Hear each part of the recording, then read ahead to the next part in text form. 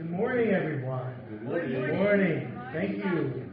Thank you. Thank you so much for being here today. It's really wonderful to see you and to start up again. And I hope we can have an exciting, good discussion today and then the rest of this next class. So, I was asking folks what they would be interested in terms of, a next class and trying to get a consensus.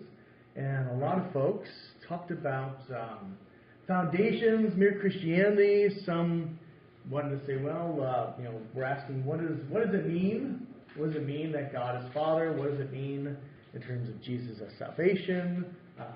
Questions of personal identity, things like that. And as I was reflecting, I thought a lot of these things actually touch on the Nicene Creed, which happens to be also the foundations of our faith. And so, we're going to look at the Nicene Creed, which doesn't sound like the most exciting topic. It's hard to market a class of the Nicene Creed, but it is one of our foundations. But it's really exploring the truth of who we are in light of the reality of God. So we're going to talk about things like, what does it mean to be you? What is this we we're talking about? Does God exist? What is salvation? Right? That would be sort of a part 2, because we talk about that. And really, a more theological class, looking at the foundations of what do we believe? How do we make sense of it? Is it true? And what do we do about it? So today we'll talk about dementia. We'll talk about what happens when you have a stroke. Are you still you? Some bioethics, and so we'll get into some key bioethical questions. That, at one point in your life, could be major life decision questions as these technologies become available. So even though it seems very theoretical in terms of title, I think the subject matter is very practical beyond whether or not our faith is true, which I think is always a good question to ask. So today we're going to talk about, what does it mean to be me? What are we? We start the Nicene Creed by saying we believe in one God, the Father Almighty, maker of heaven and earth, all that is seen and unseen. So we'll be asking, what is we? What are we? And to do this, we'll be looking at this first line. I don't know if we'll actually get to the end of it. I'm not going to rush through it, so we'll take our time and see where we end up. But there's the first line. We believe in one God, the Father, the Almighty, creator of heaven and earth, of all that is seen and unseen. And does this come from Scripture? We can test this according to Scripture. Is this a scriptural statement? We confess it. But we also confess Scripture as our foundation. What about science? Science is an authority for lots of folks, so I always try to talk about science, even though not everyone loves science. It's important for most people, especially in Berkeley, in the Berkeley context. Science is very important, and it's the most significant outreach component for the faith too, and also a major stumbling block for why a lot of folks leave the church. Culture. Culture is ubiquitous. You can't ignore culture when you talk about the truth of anything. We're influenced by culture in more ways than we can imagine. Philosophy. Philosophy simply means logic. Coherence doesn't make sense. Is there some huge contradiction in any of these ideas? And if there is that a reason to reject things? And also personal experience and meaningfulness. What's the role of God in your life? How have you discovered your own identity? And what do you feel it means to be you? Right? How do you decide that? And so these are the categories we'll be looking at. They won't always be systematic. It'll be more of a, walking through and seeing what's relevant in the moment. And so the Nicene Creed, I assume familiarity with the Nicene Creed. It comes from the ancient church, the 300s. And the Nicene Creed was over the question of Jesus and the role of Jesus in worship. Right? So the question of Jesus, should we worship Jesus as God? Was the fundamental question of the church at the time. The majority of the church said yes, and only 2 individuals, Arius and a couple of companions, said no. And so this was a very, very unifying statement in the ancient global church. And Only a couple people rejected it. It existed before the church was in 100% agreement on what should be in the New Testament. And so there's some perspective there when you think, okay, well, the whole church, including the church in China, agreed with the Nicene Creed. The Eastern Church had their own council where they approved the findings of the Nicene Creed. And that's from China, that's India, that's Central Asia. And this is before these huge churches, including Africa, the Church in Africa, right? There wasn't 100% on, well, the book of Hebrews, is it in our canon or not? There's still not consistent canon list in the New Testament, but everyone agrees with the Nicene Creed. So I would see this as our most authoritative summary of the Christian faith because it represents the entire ancient church from only a couple hundred years, 300 years, less than 300 years after Jesus. Right? And I'm thinking, well, that's not bad for the church to have that sort of unity at that point globally, really globally. There's no church in North or South America at that point, but on 3 continents. So the Nicene Creed is an important unifying statement. More agreement on what is in the creed than on what should be in the New Testament canon. I mentioned background is Roman context, the conversion of Constantine. If you want details on that, we did a class on that last fall where I talked about the details of that. I'm not going to go into that today, but it starts with the statement in Greek, we believe. So I'm going to focus on one word, that we. And see, well, what is it? What is it to be me? What makes me me? There's some of you up there. All right? So you can look at this picture, and you can find yourself, and you can say, that's me. That's me up there, right? And we can pick at that. We say, okay, yes, that is you. You recognize yourself. Maybe you remember the photo. You remember Leanne taking the picture or asking a staff worker to take the picture. And you see 2 different versions of yourself, a younger version and an older version.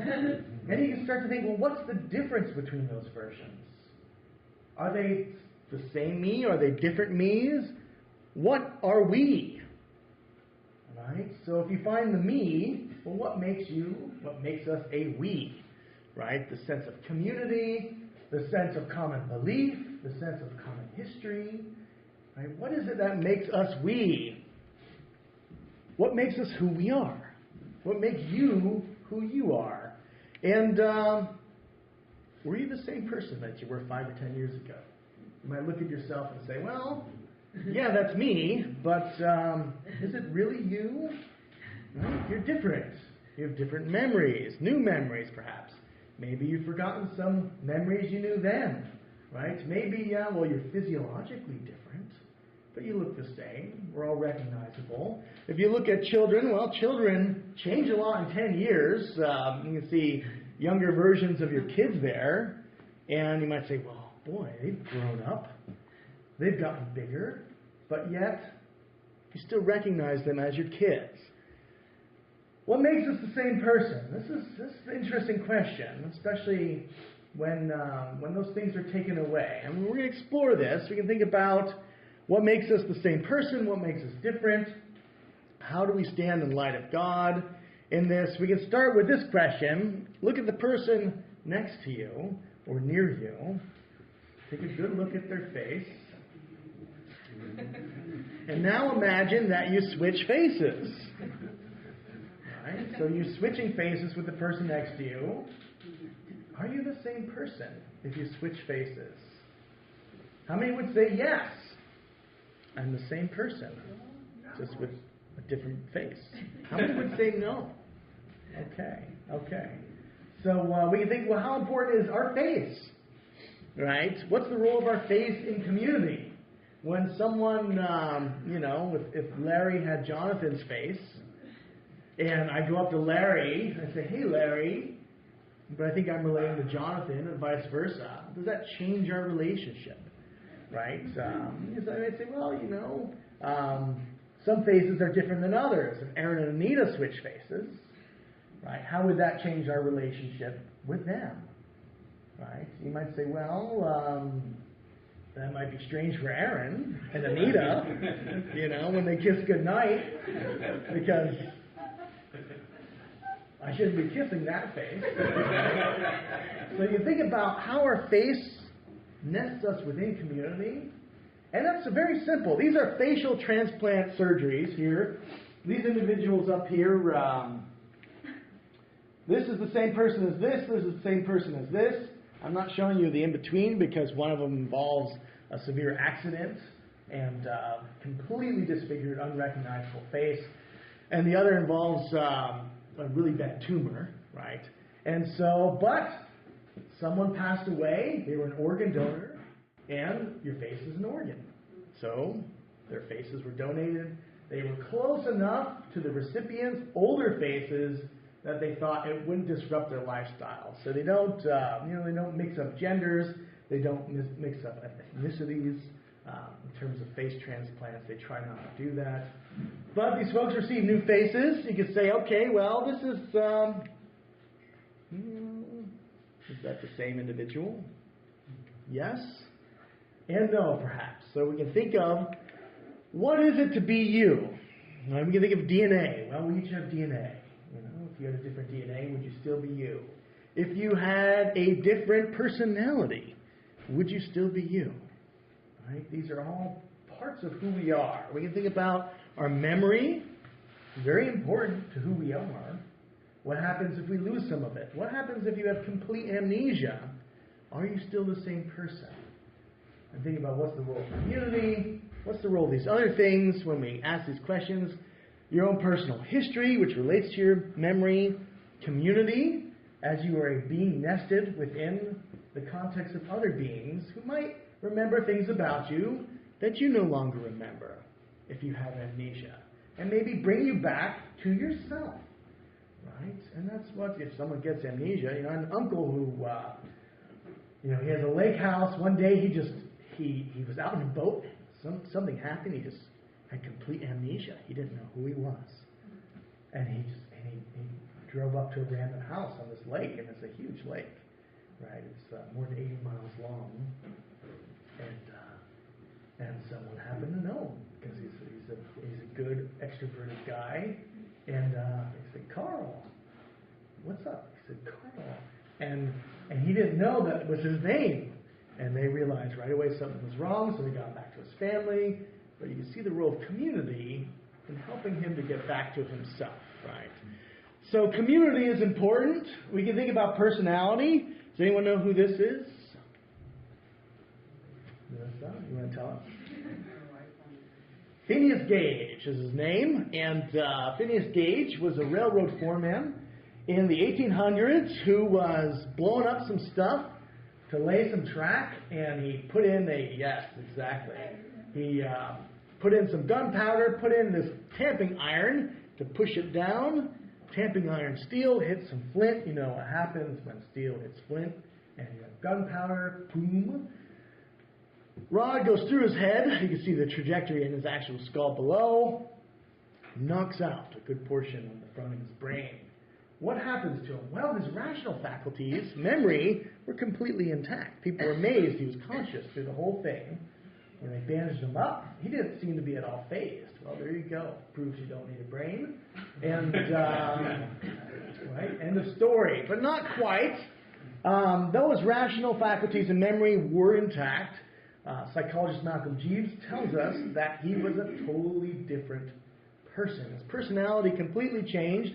He used to be conscientious, reliable, dependable, hardworking pillar of society. Became an unreliable, boastful gambler. He used to be a family man. That changed. Never cursed a word. And all of a sudden, everything is a string of curses. Right? Not dependable. Not someone who's reliable and morally irresponsible. Right? From this accident. So this is part of who we are. Our brains are part of who we are. And I think today, that's important to think, okay, well, how do we define death? We talk about brain death. If your heart dies, if you have a different heart, you get a heart transplant, and you have someone else's heartbeat inside of you. Most of us would think we're still the same person. But if you have someone else's brain inside of you, that's a different story. So when you think of brain, same person, different face. Same brain, same person. This is how we typically define who we are. And there's good reason for this. There's physical continuity here. There's continuity of memory. There's continuity of personality. There's continuity of a lot of who we are in our brains. We have the same neurons we had, a lot of them at least, from when we were children. But we could say, okay, well, is the brain the only thing that counts? So imagine the following situation happens to you.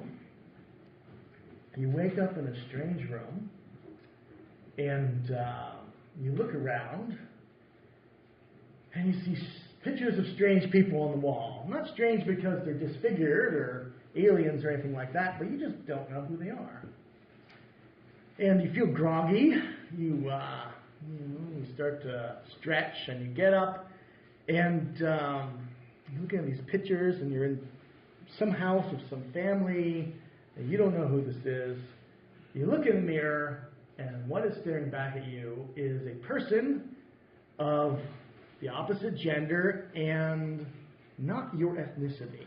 Let's say the person that's most opposite to you in physical appearance than you can imagine, right? So you can do with that what you will, right?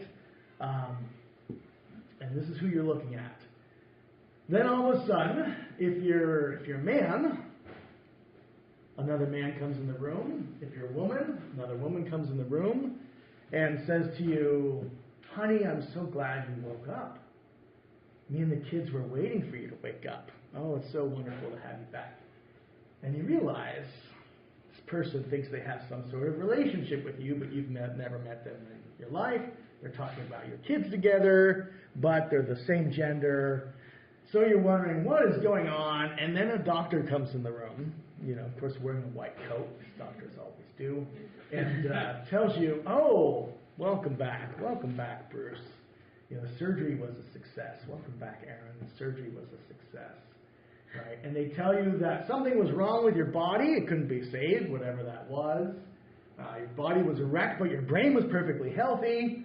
There was a donor available. They finally perfected brain transplant surgery.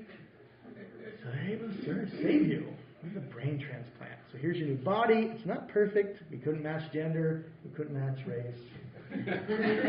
But you'd be dead if we didn't do the surgery. Right? And then you realize, wait, this is the wife or husband of this body, but not this brain. Right? And they're not fully understanding the nature of the surgery. They don't realize the brain of their loved one's actually gone. Right? So here's a strange story. How many would say you're still the same person? No one. Yeah. Okay, Larry, you were, yeah, go ahead. It seems strange if you were, it seems strange because you're still the same person.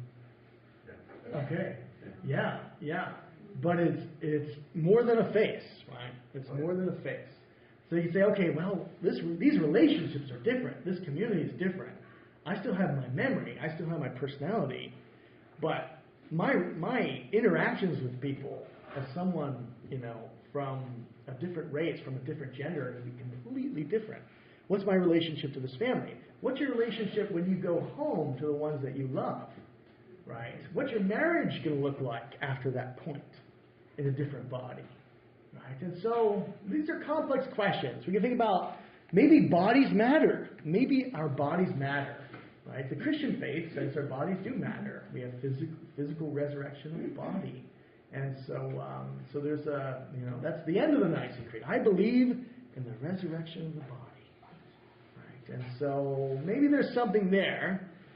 And we can think about brains, though. Okay, well, what if we mess with our brains? And so here's someone who messes with brains, Bill Newsom, who's a professor at Stanford and head of the Brain Mat Project. I'm going to show you a little video where he talks.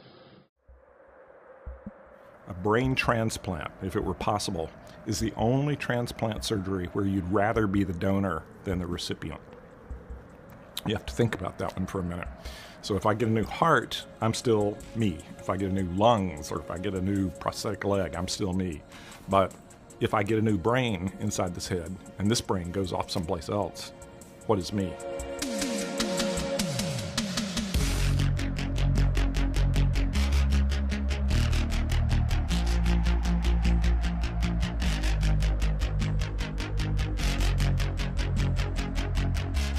Let's imagine that we could take one neuron out of my brain and we could replace it with a little artificial neuron made of silicon or something. And that artificial neuron mimics the function of the natural neuron in all ways that we can measure. So it has the same 1,000 connections with the same strength. That neuron has the ability to change its synaptic connection weights with the other neurons as a function of learning, the way the natural neuron does. And then the question is, if I have all but 100 billion neurons are natural and the one is artificial, am I still me?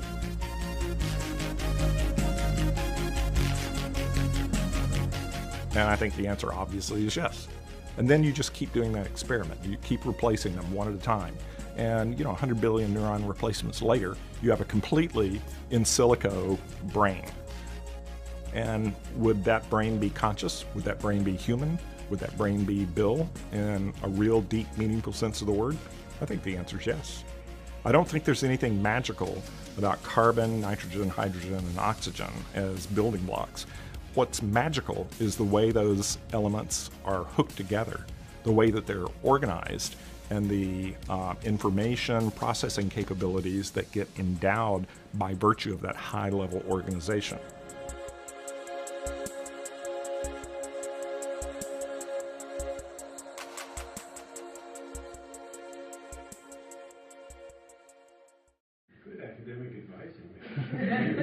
Do you know Jeremy Milford was the animator on that too? Yeah. This is a project that we worked on with AAAS. I think last year, a couple years ago. But so that's Bill Newsom. He's a Stanford professor who's in charge of what's known as the Human Brain Map Project, and they're trying to do exactly what he talked about in this clip. Right? They're trying to create synthetic neurons. And why is for medical reasons, right? If you have a stroke, if you have brain cancer, if you have an injury, then those neurons that are damaged can be replaced, right? If we can figure out how memory works in a neuron and the connections between neurons that give you your memories, then we can have some sort of, whatever you want to call it, duplicate of your brain. The information uploaded somewhere, so if something happens, then you can replace it if there's damage, right? So this would help stroke victims, this would help victims of brain cancer, anyone who, accident, car injuries, lots of applications for this technology. And maybe you know someone with dementia, maybe you know someone who's had a stroke, who's lost good portions of their memory. My dad had a stroke a few years ago and lost big parts of his memory. Right? And I think, boy, it'd be nice to be able to restore those. So, it's a promising technology. That's the context of why they're doing this. But, as all technologies do, they lead to some strange situations, right? If we have a complete replica of your entire mental state, your personality, your memory, and everything else, and we have it somewhere on some hard drive, what is the status of that hard drive?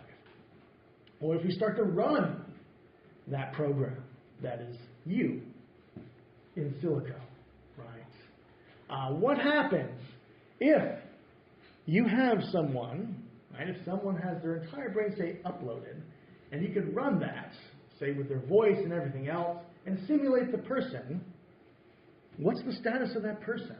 What if they think they're conscious? What if it's someone who's gone, who's deceased, right? Imagine someone you love is deceased, but you have a replica of their brain state that you inherit in their will, and you decide to run it. And you have a conversation, or you're talking on the phone to that person. Is that your loved one? Or not? All the same memories, all the same brain state, same personality. Is it the person How many would think yes, it is the person? How many would think no? Just for clarity. Okay. Not every hand went up. So there's some folks in between. Right. So we can think about what's the role of memory? What's the role of technology? How many agree with Bill Newsom that a synthetic brain is the same as a non-synthetic organic brain? Did anyone agree with Newsom? Okay, Rich agrees. In the same Lauren? body, you say? What's that? You're still in the same body, but you got to... Same body, but a completely synthetic brain. Yeah, well, he was very specific about, like, not replacing it whole hog at one time. Yeah, one at a time. One at a time into the same body. And then I'm like, Okay. Yeah, no, so gradually, yes. Okay, so gradually, yes. Stayed alive through the whole Yes. process. Yeah. And you experience it. So you experience the entire replacement process. It wasn't a dead body. It's not a dead body. And I'm not in. Yes. Okay. So, but and he yeah. was very specific. He was very specific. He was very specific because he wants this technology. He doesn't want to freak out the public with this technology. That's because he's in charge of it. He's in charge of making this happen. So he doesn't want his grant support pulled from him. So, yeah. Cherie, you had a hand up. There's the soul. Okay, the soul. Important. Yes, thank you. Yes, what about the soul? Right? What about the soul? That's an important question. Right? And we're going to think about that question in a second. But thank you for bringing it up. Because we can say, well, what is it to be me? Right? Is a synthetic brain me? Does the gradual nature of the replacement count? Do our bodies count? And we can think about our bodies. Well, we can say, what about our entire physical self? If that's needed for continuity, that gets tricky because we can look at ourselves. We're not physically the same persons we were 2 years ago. Every single atom in our body has been replaced in the last 5 years, statistically speaking. This is data that comes from radiation, when they're studying radiation and how long the radioactive atoms stay in bodies. They came up with this estimate that every 2 years, 98% of the atoms in your body are replaced, and or yearly 98%, but something like 99.99 or something. There might be a couple atoms hanging out, according to this data. But anyhow, most of the atoms are different every year. You get a new suit of skin every month, a new liver every 6 weeks, and your neurons stay the same. There's continuity in your bone cells, but you're always changing. You eat things, they become a part of you. You are what you eat, and you become a different person. And so most of our cells are replaced every 7 to 10 years, not neurons though, so there is continuity there. But we can even think about our DNA and think about we have a lot of non-human DNA in these bodies that we inhabit, whatever the we is, right? We have bacteria that helps us digest, and if you look at the number of DNA, 90% of it is not human DNA, of the total DNA in your bodies. It's other organisms' DNA, right? But it's essential for who you are. Yeah, Kathy. But that's not a part of your body. It's inside your body. It's inside not and on. in your cell. Yes. Not Yes. inside your cell. There is some like There's mitochondrial some, DNA, yeah. right? And it's passed on. It's passed on generationally too. Yeah. But the bacteria is not in your cells. I would argue it's not part of your body. You could think about in your body. You could think about yes. Yeah, you could think about what if you were to take what inhabiting your body, Helping your body. because we die without them. Right. We die without them. But it's not part of your cells. It depends on your Yes, definition. and that's important, right? Do we define that as part of ourselves? Yeah.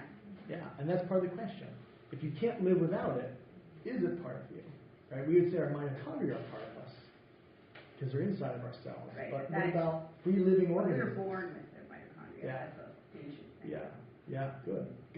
So this is part of it, right? Part of this question. Well, our atoms, our DNA. What is it that makes us us? The communities that inhabit us, which might not be a pleasant thought, but it's part of the reality of who we are.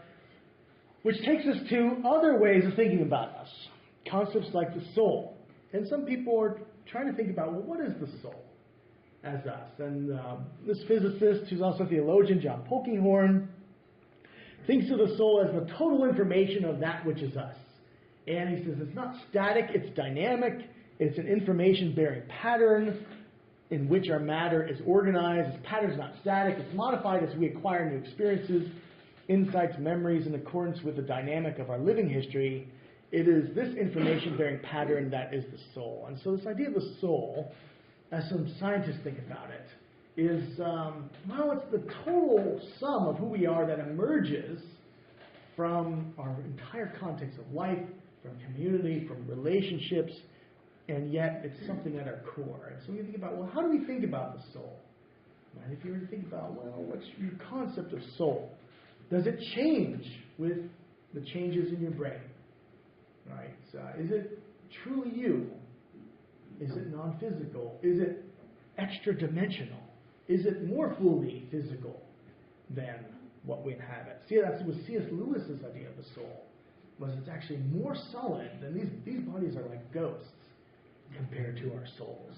And the real reality is much more solid, because he thought of it as like an extra dimension. I think of a two-dimensional being on paper that's flat versus us as three-dimensional beings. We have more solidness. And so what if we were really six-dimensional? What if our souls are six-dimensional? Right? Well, that would include this ghostly figure that's in front of you now, and so much more. Right? So maybe that's the spiritual component. Lots of interesting thought about souls. Maybe that's where it's at. We can look to Scripture. This is all a non-scriptural conversation thus far. We think about, well, what does Scripture say we are? Who does Scripture say we are as individuals? Here's a classic translation. I was thinking, I don't know if David's talking about himself or humanity, right? It could be both. I think they flow into each other. But I think, well, what is a man that you're mindful of him? I'm thinking about myself. Maybe that's what David was saying. Maybe he's saying, what is humanity that you're mindful of them? But in this class, I'm thinking more of the individual. So I chose this translation. Think, well, what is this being standing before you that God is mindful of this being, right? And the son of a being like this, that you care for him. Yet you have made him a little lower than God. The word there, Elohim, sometimes translated the angels, some translate it God. But nevertheless, any way you translate it, well, that's pretty lofty. So we're crowned with glory and majesty, yet we're lowly. And this is a theme that resonates throughout Scripture. David here is trying to figure it out. Right? You make him to rule over the works of your hands. You have put all things under his feet. So there's a lofty vision of humanity there, the humble vision. And we can think about other visions. So, tradition says David's son wrote this book. And we have a different perspective, perhaps. Or, well, we can think about whether it's that different or not. For the fate of humans and the fate of animals is the same. As one dies, so dies the other. They all have the same breath, soul, spirit. That word is the same, often translated soul when it relates to humans, but or spirit, and humans have no advantage over the animals. So here we have another text saying, well, we're not very different from the animals. Humble text, depends what the fate of the animals is. And we can turn to science. We say, okay, well, what is the difference between humans and animals? Contemporary science keeps finding that there's not as many differences as we once thought. We used to think that we had unique anatomy. It's not really that unique. There's not things that we have that other animals don't.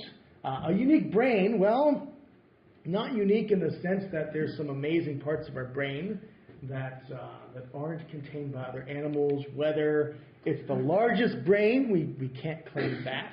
We can't claim largest brain relative to body size. If you look at charts, we're similar to the dolphins for body size. And actually mice, some mice have the largest brain per body size among mammals. We can talk about largest cerebral cortex. The whales, again, have a crazy cortex. We have no clue what they do with it. But it's quite impressive and more more developed than humans, the prefrontal cortex especially. Speech centers. Animals have speech centers. We've discovered mirror neurons. Some people thought they're unique to humans, which to me is strange since they're first discovered in macaques. But we also find them in birds and dogs as well. There's evidence pointing that. So there's lots of interesting studies. Not to dwell on this, but this would support the perspective of Ecclesiastes. This would also support the psalm asking, what is a human that you're mindful of this being? Because we don't look like something very special, yet you've given us authority. You've given us to rule over the works of your creation. So there's a humility and an elevation in both these texts. And we also find this in one of my favorite texts. This is, I praise you because I'm fearfully and wonderfully made. Your works are wonderful. I know that full well. And I was looking at these words, fearfully and wonderfully, and I think that's interesting, this fearfully. What is it to be fearfully made? And the word means, fright, something that makes you afraid. And I think, whenever I cut myself or get burned or something, I feel like I'm fearfully made, that I'm vulnerable, that there's a lot of fear in the way I'm made. I'm very vulnerable to injury, to death, to lots of things. But the wonderfully part has to do with being unique, set apart as an individual. So there's this balance again of, we're made with these two dimensions, right? That God cares for us. God sees us as special as individuals, yet we're vulnerable. And so when you think about, what's the balance as it relates to community? Right? This is how we relate to God as individuals. Next week we'll talk about the we part more. Well, we're individuals. What makes you you? And next week we'll talk about more what makes us a we, because the Creed says we. So it's not just about individuals, it's about community. But we can say, as individuals, we're fearfully and wonderfully made. We're made corruptible, but we shall be raised incorruptible. And that's one of my favorite verses in Scripture where Paul talks about the final resurrection in 1 Corinthians 15. Literally, we're sown a soma sukikon, a soulish body, however you want to translate that. We're raised a soma pneumatikon, a spiritual body. Just like Jesus was a spiritual body, Paul says. And the idea here is we're sown corruptible, prone to injury, decay, and disintegration. We're raised incorruptible. Right? One New Testament scholar, Paget, says our mortal bodies are corruptible, dishonorable, especially as a dead corpse, weak. And the word Paul uses is soulish or physical. Our resurrection bodies will be glorious, powerful, spiritual, and incorruptible. The same word Aristotle used for the physical substance of the eternal heavens. A sort of matter that doesn't break down is what we're talking about. Whatever that is, right? You can imagine some sort of Superman or Superwoman body. That's often how I think about it. Something that can't be broken down and that isn't prone to decay. And that's the resurrected Jesus. That's our personal destiny as God sees it. And God says more. In Revelation 2:17, God talks about giving us a new name. To the one who conquers, I will give a white stone with a new name written on the stone that no one knows except the one who receives it. And this is a beautiful verse. Right? And this is not just, it's interesting, in the youth class we're looking at the story of Abraham and Sarah. And I was reading Abraham, and I thought, God gives Abraham a new name. Once he conquers, once he becomes that name, God gives it to him because it's time. And God's always giving people new names as they step out in faith. So the one who conquers, God gives a new name, and we receive that name. Right? At the end, when we conquer, George MacDonald, one of my favorite authors, reflects on this passage, and I love his reflection. So I'm going to read it to you, and hopefully it will get you into what I think is the spirit of this text. Each man and woman lifts up a different humanity to the common Father. And for each, God has a different response. With every man and every woman, God has a secret, the secret of the new name. And it continues, the giving of the white stone with a new name is the communication of what God thinks about the man to the man, of what God thinks about the woman to the woman. It is the divine judgment. The true name is one which expresses the character, the nature, the meaning of the person who bears it. It is my very own symbol, my soul's picture, in a word, the sign which belongs to me and to no one else. Who can give me this? My own name, God alone. For no one but God sees what I am. It is only when I have become this name that God gives me the stone with my true name upon it. For then first can I understand what my true name signifies. Right, so powerful stuff. This is in his unspoken sermons. If you want to look at the full text, it's a beautiful text. Thick text. Every sentence is like, well, I need to spend a week looking at this sentence. There's a devotional too called Consuming Fire that breaks it down, and you have it more piecemeal, but good stuff. So we can think about our new name, who we are in light of God. What is our individuality? What is our the essence of who we are? God knows who we are. That's what Scripture tells us. God knows, and we're not there yet. We're actually becoming who we're meant to truly become in light of God. So let's talk about this. There's a clip of the picture of the retreat. And I look at this picture, and I see lots of individuals. Some of the individuals are in this room, and I would say fairly unchanged from the picture of this retreat. Other individuals are no longer with us. They're very changed. And we can think about what's their status. I think of John Croker. He's no longer with us. What's his status? I think of Ruth Amy, who at this point had pretty severe dementia. What's her status? I think of Phil Davidson, who's sitting next to her, who had encephalitis and almost had irreversible brain damage, but didn't. Right? And I always think about what would happen if that didn't happen, if that miracle didn't happen. I think about Clayton. Right? I think about children who develop and are different. Right? So think about, there's a lot of stories in this picture. You know them. You know these stories. I don't want to say too much about them because we're being recorded, and this is going to be on the internet, so I don't want to embarrass anyone. But think about these stories, if you can't think about other stories. And if you know any of these people, you do know people who've had brain damage, dementia, or stroke. Right? And you might think of others too. Do you think they're still the same person? Why or why not? Think about what makes them the same person, right, in spite of this. Or maybe you think, no, they're a completely different person. You know, I think about my dad. Yeah, you're still the same dad, but you can't have the conversations you used to have. Yeah, that's what happens when you have a stroke. But are they still the same person? What role does community play in shaping and maintaining our identity? Reflect on that a bit in groups and think about, is community part of why they still are the same person? You know, they need extra grace. They need extra care.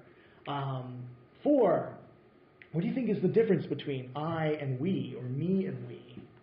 Right? We'll talk about that more next time, but we can start thinking about today. And 5, what is God's role in sustaining, keeping, and forming our identity, either as individuals or as community? Right? So 5 questions. Think about. You take them in any order. Make sure everyone in your group has a chance to talk. That was in the evaluation. Some folks said we really like a chance to talk in groups. So if someone wants to take on the role of a facilitator to make sure that happens, that'd be great.